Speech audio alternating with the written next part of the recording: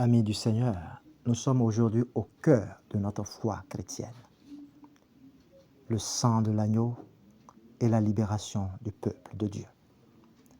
Amis de Dieu, il nous est donné de méditer en ce 4e jour du carême sur la sortie d'Égypte. Cette sortie marque les fondements de la Pâque juive et préfigure la Pâque chrétienne. Un détail important du temps de carême qui débouche sur la fête de Pâques. C'est à la quête de blé pour la nourriture que Jacob et ses enfants se sont retrouvés en Égypte, qui deviendra une prison pour la descendance nombreuse des fils d'Israël. C'est aussi par un repas que Dieu délivre son peuple d'Égypte. Joseph, le fils bien-aimé de Jacob en premier, fut vendu comme esclave par ses frères pour s'établir comme intendant de Pharaon sur la terre égyptienne. Jésus, le fils bien-aimé du Père, sera aussi livré par les siens où il s'offre lui-même comme rançon payée au Père pour racheter les péchés du monde. Le repas de la libération, c'est l'agneau sans tache dont chaque famille ou chaque maison doit se procurer en fonction du nombre de personnes. Toute l'assemblée de la communauté d'Israël l'égorgera au crépuscule. On prendra de son sang et on en mettra sur les 2 montants et le linteau des maisons où on le mangera. On mangera la chair rôtie au feu. On la mangera avec du pain sans levain et des herbes amères. C'est une Pâque pour Yahvé. Cette nuit-là, nous dit le Seigneur Dieu, je parcourrai l'Égypte et je frapperai tous les premiers-nés, tant d'hommes que de bêtes, et de tous les dieux d'Égypte, je ferai justice, moi, Yahvé. Le sang sera pour vous un signe sur les maisons où vous vous tenez.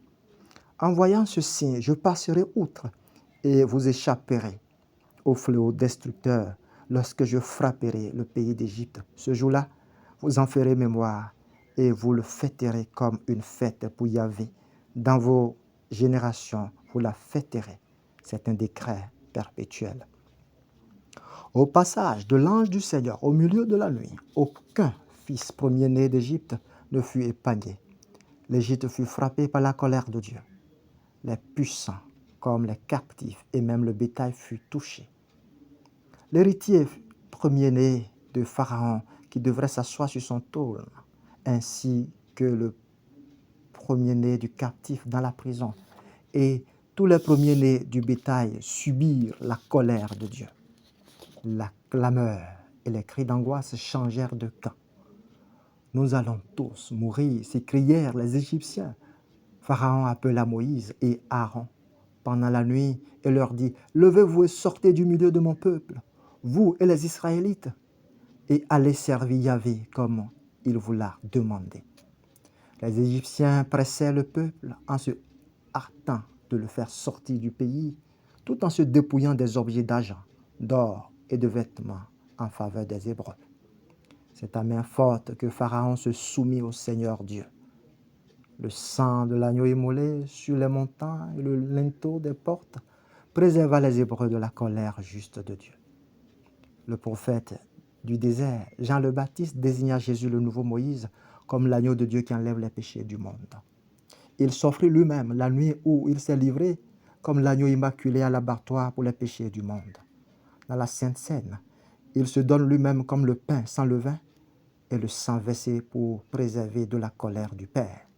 Ceci est mon corps livré pour vous, et comme agneau sacrifié pour le rachat de la multitude. Ceci est la coupe de mon sang, versée pour vous et pour la multitude en rémission des péchés. Vous ferez cela en mémoire de moi. Il accomplit ainsi l'offrande parfaite qui sauve le monde.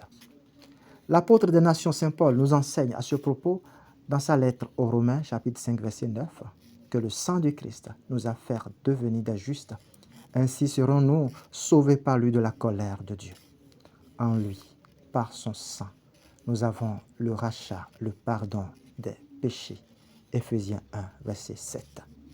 Les Égyptiens privés du pain sans levain et de l'agneau immolé ont été la cible de l'ange exterminateur.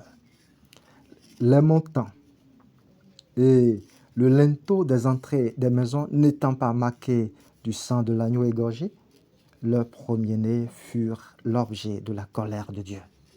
L'Égypte aujourd'hui, c'est ceux qui sont privés volontiers du corps et du sang de Jésus, ceux qui se sont écartés de la table eucharistique par préférence au monde de l'usure. Revenez, pécheurs. Oui, il y a un chemin pour y revenir. C'est le sacrement de la réconciliation, la sainte confession. En Jésus, par son sang, Dieu nous a réconciliés avec lui. Nous avons à nous baigner dans le sang de l'agneau. Il faut blanchir sa robe au confessionnal pour entrer dans la gloire de Dieu, comme les saints ont vaincu le monde à l'image de leur maître par le sang de l'agneau. Il vaut mieux cependant ne pas s'approcher du corps du Christ en état de péché grave, sans s'être confessé. Vous ne pouvez pas boire, nous dit saint Paul, à la coupe du Seigneur et en même temps à celle des démons. Vous ne pouvez pas prendre part à la table du Seigneur et en même temps à celle des démons. 1 Corinthiens 10, verset 21. En 1917, pendant la Première Guerre mondiale, l'ange du Portugal enseigna à cet effet cette prière aux 3 enfants de Fatima. Père Sainte Trinité, Père, Fils et Esprit Saint, je vous adore profondément et je vous offre les très précieux corps, sang, âme et divinité de notre Seigneur Jésus-Christ, présent dans tous les tabernacles du monde, en réparation des outrages, sacrilèges et indifférences par lesquels il est lui-même offensé. Par les mérites infinis de son cœur sacré et du cœur immaculé de Marie, je vous demande la conversion des pauvres pécheurs.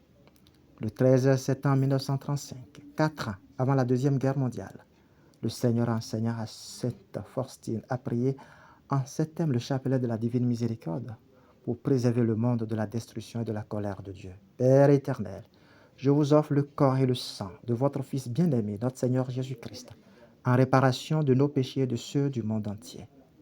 Soyez fidèles à la prière du chapelet à 5 heures ou à 21 heures locales. Que Dieu nous fasse miséricorde.